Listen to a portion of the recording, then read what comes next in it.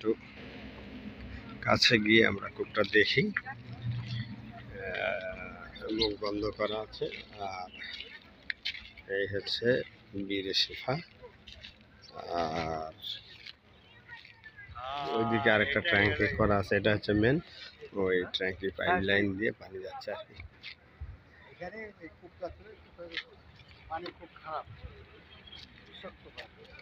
বিষাক্ত পানি ছিলেন। দয়াল নবীজির থুতু মোবারক। এটা হচ্ছে সামনে যে একটা ছোট মসজিদ আছে, নামাজ পড়ার ব্যবস্থা আছে। হাজি সাহেবরা এখানে নামাজ কালাম পড়ে। ইনশাল্লাহ এখান থেকে আমরা বদর প্রান্তরে যাব, এই আর কি। আমাদের হাজি সাহেবরা পানির বোতল রয়েছে, টুকটাক খেজুর ফল, তসবিহ তাহলিল সব কিছু এখানে